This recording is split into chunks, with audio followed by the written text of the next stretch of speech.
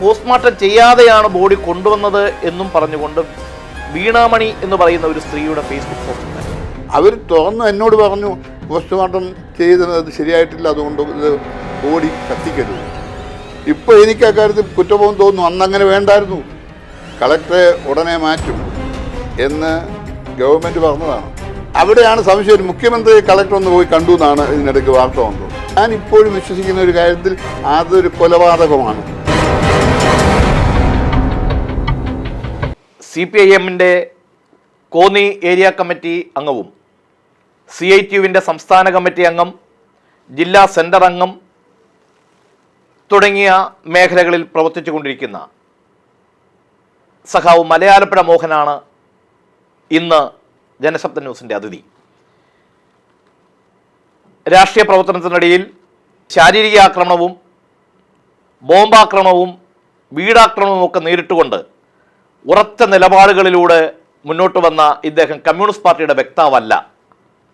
എന്നാൽ സ്വന്തം നാട്ടിലെ കേരളമാകെ പിടിച്ചുകുലുക്കിയ നവീൻ ബാബുവിൻ്റെ മരണവുമായി ബന്ധപ്പെട്ട വിഷയങ്ങളിൽ ഉറച്ച നിലപാടുകൾ സ്വീകരിക്കുകയും സംശയങ്ങൾ പൊതുജനമധ്യത്തിൽ തുറന്നു പറയുകയും ചെയ്ത ശ്രീ മലയാലപ്പുഴ മോഹൻ, ചർച്ചയ്ക്ക് അദ്ദേഹത്തെ ക്ഷണിച്ചതിൻ്റെ കാരണം കഴിഞ്ഞ ദിവസമാണ് റവന്യൂ ഡിപ്പാർട്ട്മെൻറ്റിൻ്റെ അന്വേഷണ റിപ്പോർട്ട് പുറത്തു വന്നത്.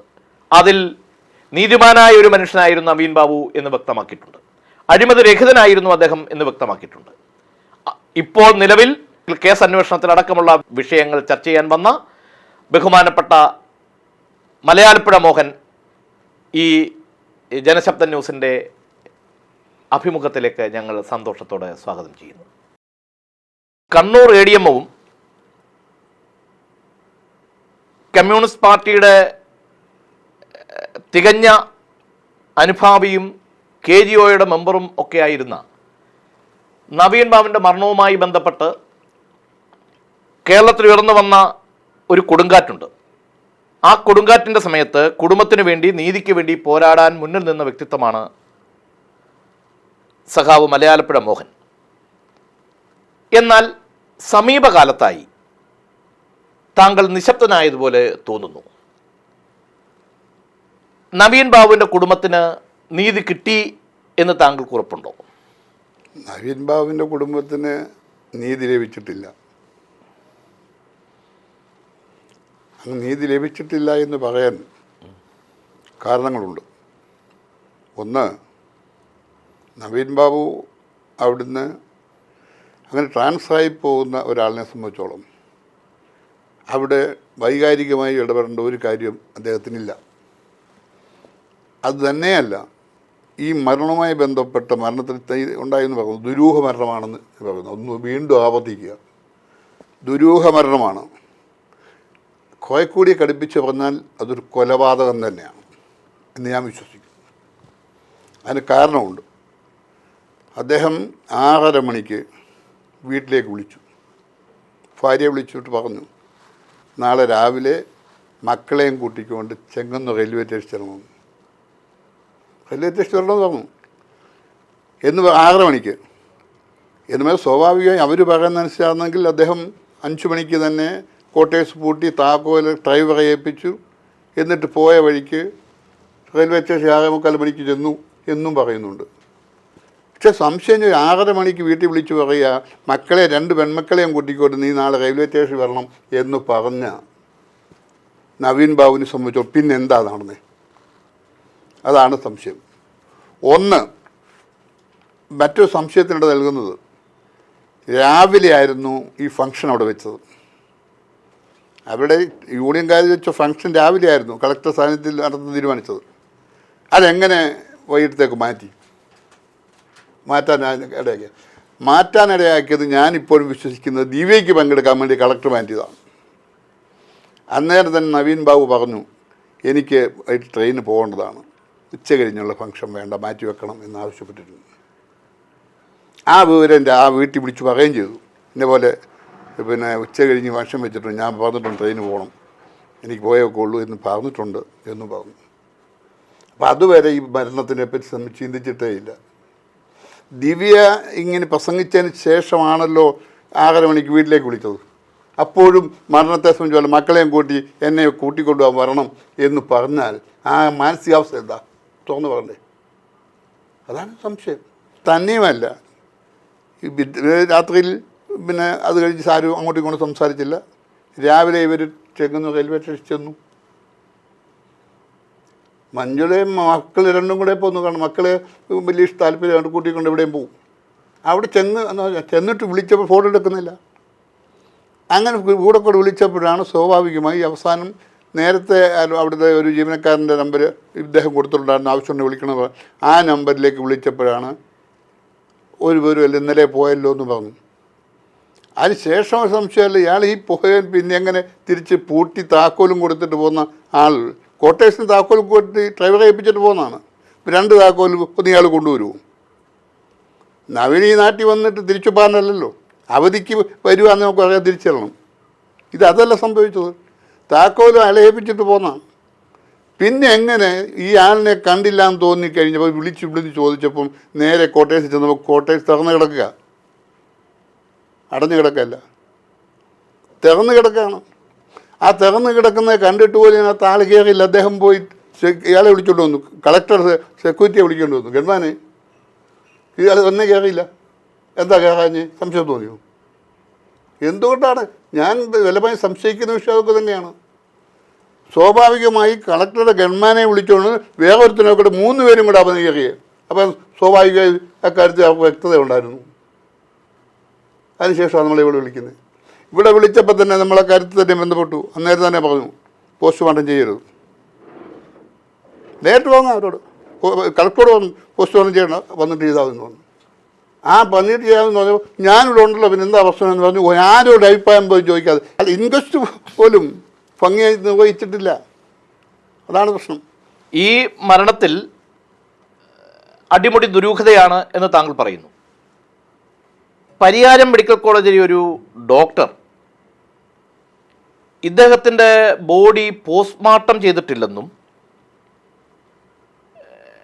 പോസ്റ്റ്മോർട്ടം ചെയ്യാതെയാണ് ബോഡി കൊണ്ടുവന്നത് എന്നും പറഞ്ഞുകൊണ്ട് വീണാമണി എന്ന് പറയുന്ന ഒരു സ്ത്രീയുടെ ഫേസ്ബുക്ക് പോസ്റ്റ് ഉണ്ടായിരുന്നു. സോഷ്യൽ മീഡിയയിൽ അവർ പ്രചരിപ്പിക്കുകയും ചെയ്തതാണ്. ഇത് രണ്ടും കൂടി കൂട്ടി വായിക്കുമ്പോൾ ദുരൂഹത വർദ്ധിക്കുന്നില്ലേ? അല്ല, അതുമായി ബന്ധപ്പെട്ട് ഈ പരിയാരം മെഡിക്കൽ കോളേജിൽ പോസ്റ്റ്മോർട്ടം ചെയ്യേണ്ടതില്ല എന്ന് തന്നെ പറഞ്ഞു. കോഴിക്കോടിയാണ് നമ്മൾ പറഞ്ഞു ആവശ്യപ്പെട്ടത്, കോഴിക്കോട് ചെയ്താമെന്ന് ആവശ്യപ്പെട്ടത്. അത് പോയപ്പോൾ ഇവിടുന്ന് പോയ നമ്മുടെ നവീൻ്റെ അനിയനും കൂടുതൽ അഡ്വക്കേറ്റ് അനിലും ഉണ്ട്. അവരെ തന്നെ വിളിച്ചവർ പറഞ്ഞതാണ്. ആ കാര്യത്തിൽ ഈ സ്ത്രീ പറഞ്ഞ കാര്യത്തോട് ഇപ്പം പറഞ്ഞ് ശരിയാണെന്ന് എനിക്ക് തോന്നുന്നുണ്ട്. കാരണം ഞാൻ അവിടെ ആ സ്ത്രീ രാവിലെ ഇവിടെ വന്നപ്പോൾ അവർ ഹൈക്കോടതിയുടെ അഡ്വക്കേറ്റ് ആണെന്നാണ് പറഞ്ഞത്. കണ്ടപ്പോൾ അഡ്വക്കേറ്റ് അതൊന്നും തോന്നിച്ചൊന്നുമില്ല. അവസാനം നവീനെ എൻ്റെ അനിയൻ പ്രവീണിനെ കൊണ്ടു. പ്രവീണിനെ സംസാരിച്ച പ്രവീണിനെ ചോദിക്കുകയാണെങ്കിൽ ഇവർ ഹൈക്കോടതിയുടെ കാണോ? പറഞ്ഞു, ചേട്ടാ എനിക്ക് അറിയത്തില്ല, എനിക്ക് അവർ പരിചയമില്ല എന്ന് പറഞ്ഞു. പിന്നെ വരുന്നത് ആവശ്യമില്ല, അവിടെ സംസ്ഥാനം ഉണ്ടാക്കുന്നത് പോകരുത് ചോദിച്ചു. എന്നിട്ട് ഞാൻ തന്നെയാണ് സിയോട് പറഞ്ഞത് അവരെ ഇവിടുന്ന് മാറ്റാൻ. ഇവിടെ അന്നേരം ഒന്നും നമുക്ക് അങ്ങനെ ഒരു പ്രശ്നമില്ലല്ലോ. അവർ തുറന്ന് എന്നോട് പറഞ്ഞു പോസ്റ്റ്മോർട്ടം ചെയ്തത് ശരിയായിട്ടില്ല, അതുകൊണ്ട് ഇത് ബോഡി കത്തിക്കരുത്. പക്ഷേ ഈ ഹിന്ദു ആചാരം അനുസരിച്ച് പ്രത്യേകിച്ച് നായർ കുടുംബമാണ് അവിടെ. അവർ ഈ കുഴിയൊക്കെ എടുത്ത് ഇതെല്ലാം ചിത ഒരുക്കിയതിന് ശേഷം കത്തിച്ചാതിരുന്നാൽ വീണ്ടും ഒരു മരണം നടക്കുന്നൊരു വിശ്വാസമാണ്. അങ്ങനെ പ്രശ്നമുണ്ട്. ആ ഭാഗത്തുള്ളൊരു സംസാരം വരുന്നതാണ്. അപ്പോൾ അവരത് പറഞ്ഞത് ശരിയാണെന്ന് ഇപ്പം ഞാൻ വിശ്വസിക്കുന്നു. അവരാ പറഞ്ഞത് ശരിയാണ്. അവർ എന്നോട് പറഞ്ഞു ഇത് വേറെ കുഴപ്പമുണ്ടെന്ന് ഇങ്ങോട്ട് പറഞ്ഞതാണ്. പക്ഷേ ഇവരെ കണ്ടാൽ അങ്ങനെ ഒരു അഡ്വക്കേറ്റാണെന്നോ ഒന്നും തോന്നത്തില്ല, സാമൂഹ്യ പ്രവർത്തകയാണെന്ന് തോന്നത്തില്ലായിരുന്നു. അവസാനം ഞാൻ സ്ത്രീയോട് ഞാൻ പറഞ്ഞു ഇവരെ ഇവിടുന്ന് വല്ലതും പറയാനുണ്ട്, സ്റ്റേഷനിൽ മൊഴിയെടുത്തു അങ്ങോട്ട് വിടുന്നു. അപ്പോൾ ഇപ്പം കുറ്റബോധം, അങ്ങനെ പറഞ്ഞതിൽ കുറ്റബോധം ഉണ്ടല്ലേ? എനിക്ക് ഇപ്പം കുറ്റബോധം തോന്നുന്നു. ഒരു പക്ഷേ ഇല്ലായിരുന്നെങ്കിൽ വീണ്ടും ആ ബോഡി പോസ്റ്റ്മോർട്ടം ചെയ്യാനും മറ്റു കാര്യങ്ങൾ ചെയ്യുമായിരുന്നു. ഇപ്പോൾ യഥാർത്ഥത്തിൽ ഇപ്പോൾ കോടതിയുടെ സമയത്തെ സംബന്ധിച്ച് എനിക്ക് യോജിപ്പില്ല. കാരണം യഥാർത്ഥത്തിൽ ആ ബോഡി പോസ്റ്റ്മോർട്ടം ചെയ്തതോ മറ്റു കാര്യങ്ങളൊന്നും ഇല്ല എന്ന് തന്നെയാണ്. പക്ഷേ ഇതെല്ലാം പൊതിഞ്ഞെല്ലാം കെട്ടി വന്നപ്പോൾ ബോഡി നമ്മൾ അഴിച്ചൊന്നും നോക്കാനൊന്നും പോയില്ല. ഇപ്പോൾ എനിക്ക് അക്കാര്യത്തിൽ കുറ്റബോധം തോന്നുന്നു. അന്നങ്ങനെ വേണ്ടായിരുന്നു. കാരണം ഇനിയിപ്പോൾ ചിന്തിച്ചിട്ട് കഥയുണ്ടോ? അക്കാര്യത്തിൽ ഞാൻ ഇപ്പോഴും വിശ്വസിക്കുന്ന ഒരു കാര്യത്തിൽ അതൊരു കൊലപാതകമാണ്. ആ കൊലപാതകമാണ് എന്ന് ഞാൻ പറയുന്നതിൻ്റെ കാരണം ഇത് തന്നെയാണ്. കാരണം 6:30 മണിക്ക് പോലും വിളിച്ച് കുഞ്ഞുങ്ങളുമായി വരണം എന്ന് പറയുന്നു. തന്നെയല്ല, അതിന് മുമ്പ് ഞങ്ങൾ സംസാരിച്ചപ്പം 6 മാസം കഴിഞ്ഞ് റിട്ടയർഡാവും, പാർട്ടി ഭാഗത്തൊന്നും സജീവമാകാം പറഞ്ഞതാ. 979 ഇദ്ദേഹത്തിൻ്റെ മാതാവ് പഞ്ചായത്തും മത്സരിച്ച് ജയിച്ച CPM ചിഹ്നത്തിൽ 79 തെരഞ്ഞെടുപ്പിൽ ആ 5 വർഷക്കാലം നമ്മൾ പോയത്. അന്ന് അന്ന് രാജിവെക്കണമായിരുന്നു, ഇപ്പോൾ രാജിവെക്കേണ്ട വിട്ടു. അന്ന് രാജിവെച്ചിട്ട് മത്സരിച്ചതാണ് നമ്മൾ പറഞ്ഞപ്പോൾ. എന്തായിരുന്നു ജോലി? അധ്യാപികയായിരുന്നു. അപ്പോൾ എന്ന് പറഞ്ഞാൽ ആ കുടുംബത്തെ സംബന്ധിച്ച്, ഈ പയ്യനെ സംബന്ധിച്ചൊക്കെ നല്ല അഭിപ്രായമാണ്. കൈക്കൂലി എന്ന് പറയുന്നത് ഒരു കാരണവശാലും വാങ്ങിക്കില്ല, ഒരു നയാ പൈസ ആരുടെയും ഇത് പറ്റത്തില്ല. 1 2 കൈക്കൂലി വാങ്ങിച്ച് ജീവിക്കേണ്ട സാഹചര്യം ആ കുടുംബത്തിനുമില്ല. ആ കുടുംബത്തെ സംബന്ധിച്ചോളം നല്ല സാമ്പത്തിക ഭദ്രതയുള്ള കുടുംബമാണ്, ഒന്നും ചെയ്യത്തില്ല. പാർട്ടി എന്ന് പറഞ്ഞാൽ ജീവൻ അക്കാര്യത്തിൽ സജീവമായിരുന്നു. ഏത് കാര്യത്തിലും ഞങ്ങൾ സത്യത്തിൽ ഈ കൂടെ പോയി കാണുന്ന വരുന്ന തിരക്കിയിരിക്കുക, അത്യാവശ്യം പണ്ടും ഇരിക്കുന്നു. അത് ചെന്ന് ചോദിക്കുന്ന ശരി, ഇന്നൊന്നുമില്ല. വൈഫായാലും അത് തന്നെയാണ്, രണ്ടുപേരും. വൈഫിൻ്റെ കുടുംബം അതിനേക്കാട്ട് പാർട്ടിക്കാരാണ്, അവർ ബന്ധുക്കളുമാണ്. അവരെല്ലാം ഓമല്ലൂർ ലോക്കൽ കമ്മിറ്റി സെക്രട്ടറിയായി 3 ടൈം ഇരുന്ന ആളാണ് ഈ വൈഫിൻ്റെ അമ്മാവൻ. ഇപ്പോഴാണ് പിരിഞ്ഞ് ഈ കഴിഞ്ഞ സമ്മേളനത്തിൽ ഗോപാലകൃഷ്ണൻ എന്നാര്. ഇപ്പം ഈ സമ്മേളനത്തിലാണ് വയ്യാതെ ആരോഗ്യപരമായ പ്രശ്നം കൊണ്ട് പിരിഞ്ഞു പാർട്ടിക്ക് വേണ്ടി ജീവൻ കൊടുക്കുന്നവരാണ്. ഇവരുടെ കുടുംബവും അത് തന്നെയാണ്. എല്ലാവരും കാര്യവല്യ കുടുംബം എന്ന് പറഞ്ഞാൽ തന്നെ വലിയ ഫാമിലി അവിടുത്തെ. അപ്പം നമ്മൾ ഈ കാര്യത്തിൽ സ്റ്റാൻഡ് നിലപാടെടുത്തത് ഇവനെ സംബന്ധിച്ച് വ്യക്തിപരമായി നല്ല അഭിപ്രായമുണ്ട്. ആ ഒരു നയാ പൈസ ആരോട് കൈക്കൂലി വാങ്ങിക്കുകയോ അഴിമതി കാണിക്കുകയോ ഒന്നും ചെയ്യുന്ന ആളല്ല. ഒരാളും ആ നാട്ടിൽ ഒരാളും വിശ്വസിക്കത്തില്ല. സർവീസിലിരുന്ന് ഒരിടത്ത് പോലും ഒരു പരാതി ഇന്നേ വരെ ഉണ്ടായിട്ടില്ല. എന്തായാലും സർക്കാർ ഉദ്യോഗസ്ഥൻ എന്ന് പറയുമ്പോൾ ഒരുപാട് ആക്ഷേപം, പ്രത്യേകിച്ച് റവന്യൂ ഡിപ്പാർട്ട്മെൻറ്റ്. പക്ഷേ ഇന്നേ നിമിഷം വരെ അങ്ങനെ ആക്ഷേപം വന്നിട്ടില്ല. അപ്പം അതുകൊണ്ട് തന്നെ ഇക്കാര്യത്തിൽ ഇപ്പം ഇത് CBI അന്വേഷിക്കേണ്ടെന്ന് കോടതി പറഞ്ഞെങ്കിലും മേൽക്കോടതിയോട്ട് പോകാതിരിക്കാൻ കഴിയില്ല. ഈ CBI അന്വേഷണം വേണ്ട എന്ന് സർക്കാർ പറയുന്നു. മരിച്ചുപോയ നവീൻ ബാബുവിൻ്റെ കുടുംബത്തോടൊപ്പമാണെന്നും അവർക്ക് നീതി കിട്ടണമെന്നും പറയുന്നു. സ്വാഭാവികമായി CBI അന്വേഷണത്തിനെ പാർട്ടിയും അതുപോലെ തന്നെ സർക്കാരും എതിർക്കുന്നതിൻ്റെ ലോജിക്ക് എന്താണ്? അല്ല, CBI അന്വേഷണം വേണ്ട എന്ന് പറയുന്ന പല അനുഭവത്തിൻ്റെ അടിസ്ഥാനത്തിലാണ്. CPM അഭിപ്രായം പറയുന്നതോടും എനിക്ക് വിയോജിപ്പില്ല. കാരണം CBIയെ സംബന്ധിച്ചോളം പല കാര്യത്തിലും കഴിഞ്ഞ കാലത്തെ അനുഭവം നോക്കിയാൽ അവർ അന്വേഷണം നമുക്ക് വേണ്ട തൃപ്തികരമല്ല. പക്ഷെ ഞാനത് ചർച്ചയിൽ പറഞ്ഞു, ഞാൻ CBI അന്വേഷണമല്ല പറഞ്ഞത്, ജുഡീഷ്യൽ എൻക്വയറിയാണ്. ഞാൻ ആവശ്യപ്പെട്ട ജുഡീഷ്യൽ എൻക്വയറി ആവശ്യപ്പെട്ടത്. കാരണം CBI എനിക്ക് വിചാരമല്ലായിരുന്നു.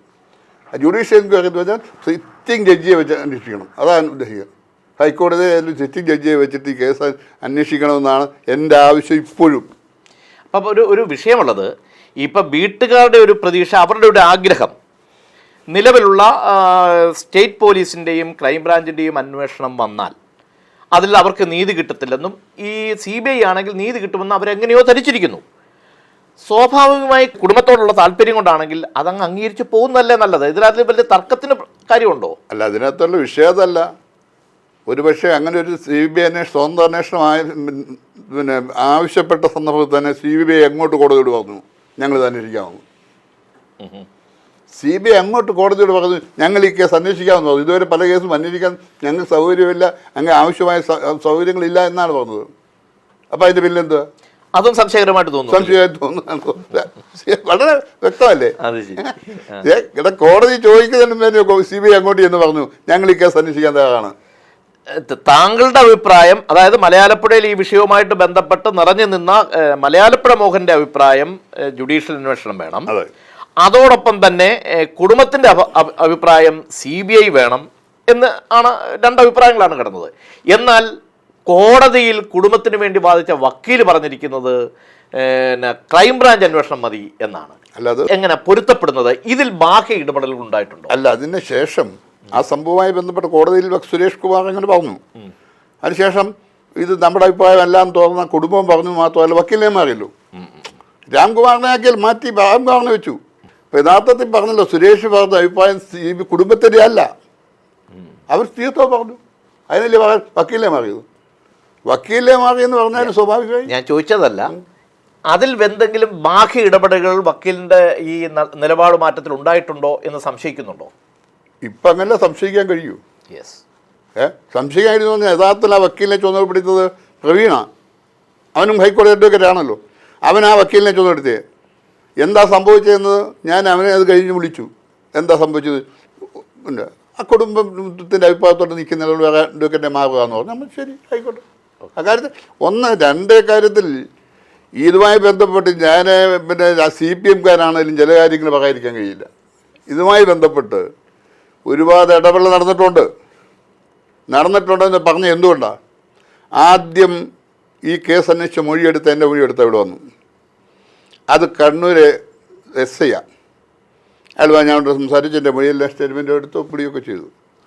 അതിനുശേഷം ഉടൻ തന്നെ അന്വേഷണം മാറി റവന്യൂ ഉദ്യോഗസ്ഥ വെച്ചു. അതിനെ സംബന്ധിച്ച് ആ റവന്യൂ ഉദ്യോഗസ്ഥ ആരെങ്കിലും ചോദ്യം ചെയ്തിട്ട് വല്ലതും എവിടെയും അറിയാവും. ഇപ്പം കഴിഞ്ഞ ദിവസം റിപ്പോർട്ട് വെളിയിൽ വന്നപ്പോൾ പറഞ്ഞെന്ന് പറയുന്നു 2-3 പേരുടെ പേര് പറഞ്ഞിട്ടുണ്ടെന്ന് തോന്നുന്നു. ആ റിപ്പോർട്ട് ഇത്രയും നാളും എവിടെയായിരുന്നു? ആ റിപ്പോർട്ട് അവർ 2-3 ദിവസം റിപ്പോർട്ട് കൊടുത്തു. അതിന് ആ റിപ്പോർട്ട് കൊടുത്തതിന് ശേഷമാണ് പെട്ടെന്ന് SIT അന്വേഷണം പുതിയ കമ്മീഷൻ ഒരു ഇത് വെച്ചു. അത് പോലീസ് ആരെയാണ് വെച്ച് അവർ ആരോടും ചോദിച്ചോ? ഇപ്പോൾ മലയാളപ്പിഴങ്ങ് വന്നാട്ടെ എന്നോ കണ്ടോ എന്ന് ചോദിക്കുകയും ചെയ്യുന്നില്ല. ഇതിൻ്റെ സ്റ്റേറ്റ്മെൻറ്റ് ആദ്യം കൊടുത്ത ഒരാൾ ഞാനാണ്. അപ്പോൾ യഥാർത്ഥത്തിൽ എന്താ നടന്നതെന്ന് ചോദിക്കുമ്പോൾ സ്വാഭാവികമായി പ്രത്യേക സ്പെഷ്യൽ ടീമിനെ അന്വേഷണ കമ്മീഷനായി വെച്ചത് റവന്യൂ റിപ്പോർട്ട് വന്നതിന് ശേഷമാണ്. ഇപ്പം ഈ കേരളത്തിലെ ജനങ്ങളെ സംബന്ധിച്ചിടത്തോളം ഈ നവീൻ ബാബു മരണവുമായി ബന്ധപ്പെട്ട വിഷയത്തിൽ എന്താ നടക്കുന്നത് എന്നുള്ള സംശയമാണുള്ളത് അല്ലേ? അല്ലെ, നടന്നതും കൂടാതെ അന്വേഷണവുമായി ബന്ധപ്പെട്ട് മാത്രമല്ല, ഇതുമായി ബന്ധപ്പെട്ട് ഇതുവരെയുള്ള ഒരു നടപടിക്രമവും പിന്നെ അംഗീകരിക്കാവുന്നതല്ല. ഒന്നും ആ കാര്യത്തിൽ പോസ്റ്റ്മോർട്ടം ഉൾപ്പെടെയുള്ള എല്ലാ കാര്യങ്ങളെ സംബന്ധിച്ചും വ്യക്തമായി നമുക്ക് വ്യത്യസ്ത അഭിപ്രായമുണ്ട്. ഇതിനിടയിലെ CPM ജില്ലാ സെക്രട്ടറി ദഹിപ്പിക്കാനുള്ള നിർദ്ദേശം നൽകാനാണ് അദ്ദേഹം ഇവിടെ വന്നതെന്നും പറഞ്ഞൊരു ആരോപണം സോഷ്യൽ മീഡിയകളിൽ പ്രചരിക്കുന്നുണ്ട്. അതിനെക്കുറിച്ച് എന്തെങ്കിലും അഭിപ്രായം? അങ്ങനെ ഒരു ആരോപണത്തിന് അടിസ്ഥാനമില്ല. അതിൻ്റെ കാരണം എന്ന് പറഞ്ഞാൽ CPM ജില്ലാ സെക്രട്ടറി ആ കൂടെ വന്ന് പത്തനംതിട്ട വന്നതിന് ശേഷം പത്തനംതിട്ടയിലെ പാർട്ടി സഹാക്കൾ എന്നെ വിളിച്ചു. ഇദ്ദേഹം അവിടെ വരുന്നുണ്ടോ, കുഴപ്പമുണ്ടോ? കാരണം ആളുകൾ കണ്ണൂർ നിന്നാണല്ലോ വരുന്നത്, പ്രശ്നം. ഞാൻ പറഞ്ഞൊരു പ്രശ്നമില്ല, ധൈര്യമായിട്ട് വരെ, ഞാൻ ഇവിടെ ഉണ്ടെന്ന് തോന്നുന്നു. അത് വന്ന് ഞാൻ പറഞ്ഞ ശേഷമാണ് അദ്ദേഹം മലയാളിക്ക് വരാൻ തയ്യാറായത്. അതിനു മുമ്പ് തന്നെ ബോഡി അടക്കുന്നതിന് സമീകരണങ്ങൾക്കായി ഞങ്ങൾ ചെയ്തിരുന്നു. ഇതൊന്നും അറിയുന്നില്ലല്ലോ. ഈ ഒരു ആരോപണം വ്യാജമാണ്. ആ ആരോപണം അംഗീകരിക്കാൻ കഴിയില്ല. അദ്ദേഹം ഇവിടെ അങ്ങനെ അഭിപ്രായപ്പെട്ടുമില്ല. അതിനെ സംബന്ധിച്ച് പറഞ്ഞ് സ്വാഭാവികമായി ഈ സംഭവവുമായി ബന്ധപ്പെട്ട് ആദ്യം മുതൽ പറഞ്ഞ അഭിപ്രായം MV ഗോവിന്ദൻ മാഷ് വന്നും ഞാനും ഗോവിന്ദൻ മാഷും അവരും കൂടി ഒന്നിച്ചിരുന്നാണ് അവരോട് സംസാരിച്ചത്, കാര്യങ്ങളെല്ലാം പറഞ്ഞത്. അതിന് സ്വാഭാവികം ശരിയാണ്. പക്ഷേ ഇക്കാര്യത്തെ സംബന്ധിച്ച് കണ്ണൂരിലെ ഈ വിഷയവുമായി ബന്ധപ്പെട്ട് ഒരു നിലപാടെടുത്തു എന്ന് പറയുന്നത്, പാർട്ടി എന്നൊരു നിലപാടെടുത്തു അത് ശരിയാണ്. പക്ഷെ എന്നാൽ അവിടുത്തെ ഈ അന്വേഷണവുമായി ബന്ധപ്പെട്ട് ആരൊക്കെയോ ഇടപെടുന്നുണ്ട് എന്നുള്ള കാര്യം തർക്കമില്ല. Very good. ഒരു കുഴപ്പമില്ല. ആ കാര്യത്തെ സംബന്ധിച്ചൊരു തർക്കവും വേണ്ട. കണ്ണൂരിൽ വ്യാപകമായ ചെങ്കൽച്ചൂള ബിസിനസ് ഉണ്ട്, ചെങ്കൽ കോറി ബിസിനസ് ഉണ്ട്. ഈ കോടാനുകോടി രൂപയുടെ ബിസിനസ്സാണ് ചെങ്കൽ കോറിയുമായി ബന്ധപ്പെട്ട് നടക്കുന്നത്. അത്തരം 4-5 ചെങ്കൽ കോറികൾ നിയമവിരുദ്ധമായിട്ടാണ് പ്രവർത്തിച്ചിരുന്നത് എന്നതുകൊണ്ട് ലൈസൻസ് റദ്ദ് ചെയ്തു ഇദ്ദേഹം എന്ന് പറയുന്നു. ഇത് മരണകാരണമാകാൻ ഇടയുണ്ടെന്ന് പറഞ്ഞുകൊണ്ടും ചില സോഷ്യൽ മീഡിയ വാർത്തകൾ കണ്ടു. അത് അങ്ങയുടെ ശ്രദ്ധയിൽപ്പെട്ടിട്ടുണ്ടോ? അതെൻ്റെ ശ്രദ്ധയിൽപ്പെട്ടതാണ്. പക്ഷെ അതുമായി ബന്ധപ്പെട്ട് ഒരു കാര്യം എനിക്ക് സംശയമുള്ളത്, പുള്ളി അതിനും തൊട്ട് മുമ്പ് കാസർഗോഡ് ഇരുന്നു. അവിടെയും റവന്യൂ ഡിപ്പാർട്ട്മെൻറ്റ് തന്നെയായിരുന്നല്ലോ. അവിടെ തുടങ്ങി മുതൽ ഉള്ള ചില അനധികൃത ഖനനവുമായി ബന്ധപ്പെട്ട രേഖകളെല്ലാം പുള്ളിയുടെ ഉണ്ടായിരുന്നു. പുള്ളി അത് അവിടെ ആയതുകൊണ്ട് ഇത് വെളിയിൽ കൊടുത്തില്ലെന്നാണ് പറയുന്നത്.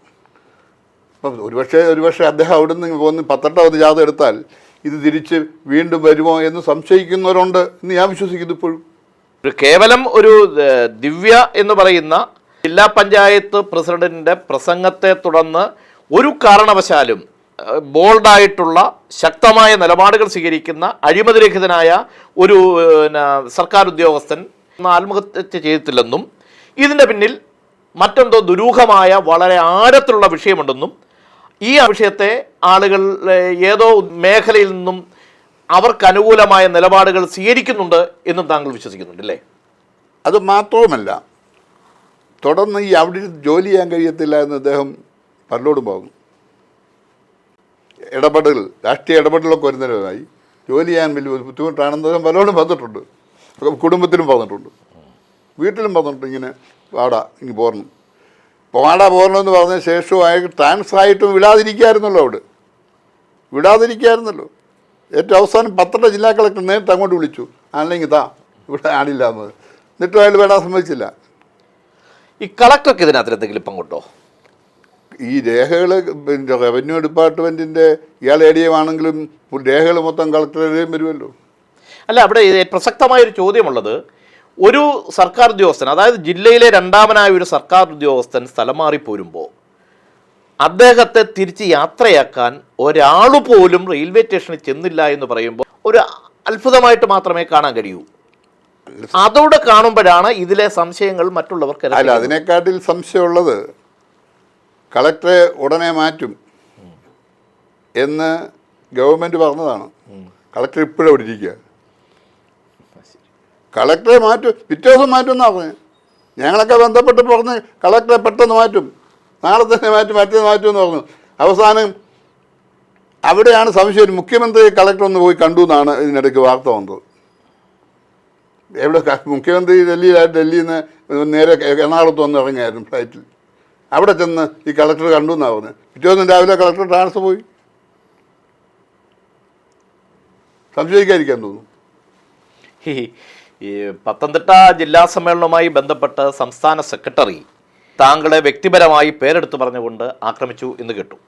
ഇപ്പോൾ തുറന്നു പറയാൻ അങ്ങ് തയ്യാറാവുകയും ചെയ്യുന്നു. താങ്കൾക്ക് നേരെ പാർട്ടിയുടെ നടപടി ഉണ്ടാകും എന്ന് വല്ലതും ഭയമുണ്ടോ? ഒരു ഭയമില്ല, ഒരു ഭയവും അക്കാര്യത്തില്ല. കാരണം ഞാൻ ഇപ്പോഴും നിൽക്കുന്നത് ശരിയുടെ ഭാഗത്താണ് ഇപ്പോൾ നിൽക്കുന്നത്. പത്തനംതിട്ട പിന്നെ സമ്മേളനത്തിൽ അവിടെ ഇവിടെയൊക്കെ ആളുകൾ ചർച്ച ചെയ്തത് എനിക്കെതിരായിട്ടാണ് ചർച്ച എന്ന് പറഞ്ഞാൽ മോഹൻ പാർട്ടി വ്യക്തമാവുന്നില്ല. പിന്നെ മലയാളം എങ്ങനെ ഇതിനെല്ലാം അഭിപ്രായം പറയാം, ടി വിക്കാരുമായിട്ടൊക്കെ സംസാരിച്ച് ഇതാ ചോദ്യം അവിടെ വന്നത്. അതിനെ സംബന്ധിച്ച് അദ്ദേഹം പറഞ്ഞ ഏതൊരു ഇങ്ങനെ ഞാൻ മുമ്പിൽ ഇരിപ്പോൾ തന്നെ ഉണ്ട്, ഏതോ ഒരു മോഹൻ ഇങ്ങനെ പറഞ്ഞെന്നൊക്കെ പറയുന്നു ഈ വിഷയങ്ങൾ രീതിയിൽ. അതൊക്കെ പാർട്ടി നടപടിയെടുത്ത മറ്റു കാര്യങ്ങളൊക്കെയാണ്. പക്ഷേ ഇവിടെ വന്നപ്പോൾ മോഹൻ ഇവിടെ സജീവമായിട്ട് അപ്പോൾ അടുക്കളയിൽ എല്ലാ കാര്യത്തിലും മോഹൻ സജീവമായിട്ടുണ്ട്, ഭക്ഷണവും എല്ലാം കൈയാക്കിക്കൊണ്ടിരിക്കുകയാണ്. അങ്ങനെ തന്നെയാണ് പറഞ്ഞത്. നമ്മൾ മോശപ്പെടുത്തിയല്ല പറഞ്ഞത്. ഞാൻ ഈ മോഹനെ ആര് ചുമതലപ്പെടുത്തി സംസാരിക്കുക. ഞാൻ ആ കുടുംബത്തിലെ ഒരു അംഗം എന്ന നിലയിലാണ് ഞാൻ സംസാരിച്ചത്. ആ കുടുംബത്തിൽ അതുമായി അത്ര വൈകാരിക ബന്ധമുണ്ട്. അതാണ്. അല്ല, ഞാൻ CPM കാരനായിട്ടല്ലല്ലോ ഞാൻ ഇങ്ങനെ ചർച്ച ചെയ്തത്. CPM കാരനായിട്ട് ചർച്ച ചെയ്യാൻ CPM-ൽ തന്നെ എനിക്ക് തോന്നുന്നു ഇത്രമാത്രം ആക്രമണങ്ങൾ നേരിട്ടിട്ടുള്ള ഒരു നേതാവ്, ഒരു പാർട്ടി പ്രവർത്തകർ ഉണ്ടോ എന്ന് എനിക്ക് തോന്നുന്നില്ല. കാരണം നിങ്ങളുടെ വീട് ആക്രമിച്ചു, വീടിന് നേരെ ബോംബ് എയർ നടന്നു, നിങ്ങൾക്ക് നേരെ വ്യക്തിപരമായ ആക്രമണം ഉണ്ടായി. ഇത്തരം ആക്രമണങ്ങളെ അതിജീവിച്ച് 40-45 വർഷമായി കമ്മ്യൂണിസ്റ്റ് പാർട്ടിയിൽ പ്രവർത്തിക്കുന്ന വ്യക്തിയാണ് താങ്കൾ. പ്രവർത്തിച്ച വർഷത്തിന്റെ കാലയളവ് പറഞ്ഞാണല്ലോ അവകാശവാദങ്ങൾ പലരും ഉന്നയിക്കുന്നത്. അപ്പം താങ്കൾക്ക് ഇതുവരെ ഒരു ജില്ലാ കമ്മിറ്റി മെമ്പർ പോലും ആകാൻ കഴിഞ്ഞില്ല എന്നതുണ്ടല്ലോ, അതിലെന്തെങ്കിലും മാനസികമായ പ്രശ്നം? ഒരു മാനസിക പ്രശ്നമില്ല. കാരണം നിലപാടെടുത്തതിൻ്റെ ഫലമായിട്ടാണ് ആകാതെ പോയത്. നിലപാടിൽ ഉറച്ചുന്നതിൻ്റെ ഫലമായിട്ടാണെന്നുള്ളത് പ്രത്യേകിച്ച് പിന്നെ അറിയാമല്ലോ. അതിൻ്റെ ഫലമായി ഞാൻ ചോദിക്കട്ടെ, എന്നെക്കാട്ടിൽ സംസ്ഥാന കമ്മിറ്റിയിൽ ശശിധരൻ എന്ത് ചെയ്യും? സംസ്ഥാന കമ്മിറ്റിയിലുണ്ടായിരുന്നു, DYFIയുടെ ദേശീയ സെക്രട്ടറി ആയിരുന്നു. ശശിധരൻ ഒരു നിലപാടെടുത്തതിൻ്റെ ഫലമായിട്ടാണ് പോയത്. ഞാനും ആ നിലപാടിൽ ഉറച്ചതിൻ്റെ ഫലമായിട്ടാണ് എനിക്ക് പരാതി. അതിനകത്തേക്ക് പരാതിയില്ല, താനും ഒരു പരാതി കേൾക്കരുത്തില്ല. കാരണം കിട്ടിയ അവസരം പോലും ഞാൻ നഷ്ടപ്പെടുക. കോഴഞ്ചേരി സമ്മേളനത്തിൽ ഞാൻ പാനലിൽ എൻ്റെ പേര് വെച്ച് മത്സരിപ്പിക്കാൻ തന്നെ ഞാൻ ഒഴിഞ്ഞതാണ്. അല്ലേ, അന്ന് ഞാൻ DC വന്നതിനുമായിരുന്നു. അന്ന് സ്ട്രോങ് നിലപാടിൻ്റെ സമയത്താണ് ആ സമ്മേളനം നടത്തിയത്. ആ സമ്മേളനത്തിൽ മത്സരിച്ച് ജയിച്ചു വന്ന ഒരാളാണ് തുളസി കരിമിള. ആ സമ്മേളനത്തിൽ പത്മകുമാർ തോറ്റുപോയി. ഞാൻ മത്സരിച്ച് രണ്ടാമത് നോക്കുന്നത് ശിവരായനായിരുന്നു. തോക്കാൻ പോകുന്നത് അന്നത്തെ സാഹചര്യത്തിൽ.